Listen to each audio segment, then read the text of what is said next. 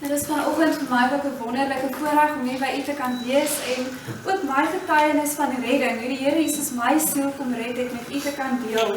Nou, ek gaan begin deur, ek het ook die wonderlike voorreg soos Almar ook gehad om in 'n Christenhuis groot te word, deur ouers wat my geleer het hoe om in die weë van die Here Jesus te wandel.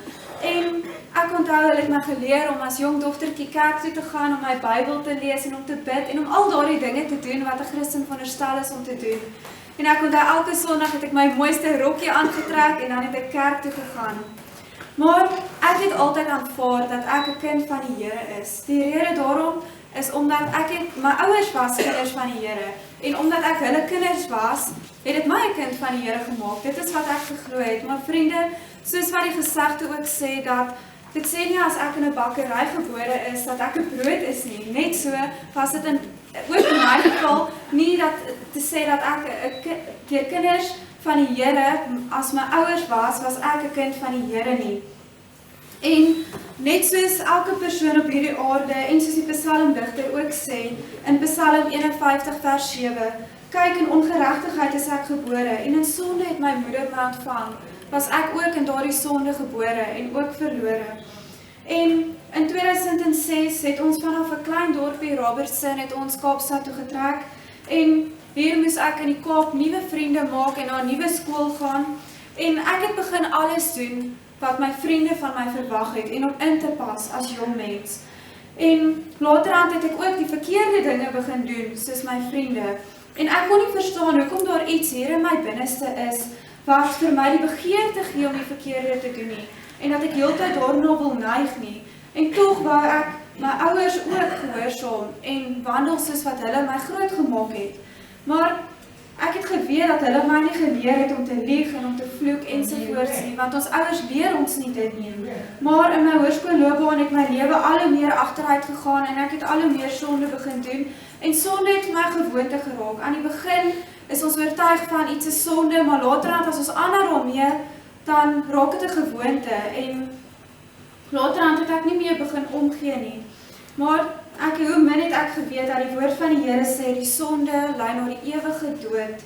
En ek het nog steeds kerk toe gegaan, dit is die ergste van alles. Ek het kerk toe gegaan, ek was 'n geestelike leier gewees, ek was 'n sonndagskoolonderwyser gewees, ek was selfs in my matriekjaar, was ek gedoop in die kerk gewees, maar vriende, steeds was ek ongered soos 'n klip, sou hulle gesê het. Nou, aan die einde van my matriekjaar, op ou Kersaand, is daar iemand baie naby aan my, is oorlede op die 25ste. En na daardie persoon se dood, het die dood vir my as persoon so 'n groot werklikheid geword. En soos u ook hier sit, weet u dat die dood is 'n werklikheid. En ons elkeen gaan eendag moet gaan na die volgende lewe. En ek het daar langs die persoon se graf gestaan by die begrafnis, en tot 'n stem so duidelik na my toe gekom, wat vir my gevra het, Taskenie, wat as jy vandag in daardie graf was? Waarheen sou jy gegaan het? En vriende, ek het geweet dat ek sou nie in die hemel opgeëindig het nie. Ek sou ewigheid ingegaan het sonder God en sonder hoop. En so het daardie stryd in my hart begin. Ek het geweet ek het die Here Jesus so nodig. En kort daarna was ek in 'n AIB-diens gewees, waar 'n persoon 'n boodskap gebring het oor die sekerheid van redding, hoe belangrik dit is vir ons as persoon om seker te wees waarin ons gaan. En hy het 6 dinge genoem wat verhoed dat ons sekerheid kan kry van redding. Namens sonde wat ons in ons lewens nog toelaat.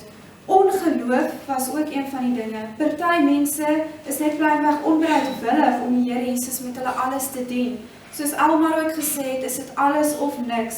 Dan onvergewensgesindheid, en ook wanneer ons te veel bagasie van die verlede dra, en ook restituisie wat ons nog nooit gedoen het nie. Nou, al daardie 6 punte het kort gekom in my lewe, en daardie oggend, weet ek, was dit my heel laaste kans om met die Here Jesus te kom regmaak, en ek het saam met die prediker gaan bid na die tyd. Ek het al my sondes wat ek teenoor God gesondig het in my lewe, het ek aan hom bely. Ek het vir die Here Jesus gevra om my hart te kom verander, en om my sy kind te kom maak, en om my hele lewe te kom neem vir homself. En daarna het my hele lewe radikaal verander, nie uit my eie krag uit nie, maar uit die hartsverandering wat die Here Jesus in my hart gemaak het. En vriende, ek het 'n vrede in my hart gehad dat alle verstand te bowe gaan. En sy gees het nou met my gees oortuig dat ek 'n kind van God is. Net daarna die Here Jesus ook vir my bevestig uit sy woord, Romeine 8 vers 1 wat sê, want daar is dan nou geen veroordeling vir die wat in Christus Jesus is nie, vir die wat nie na die vlees wandel nie, maar na die gees. En vriende, as u nie vandag daardie oortuiging in die hart het nie, bid ek regtig van harte dat u nie hier sal uitgaan sonder dit nie. Dankie.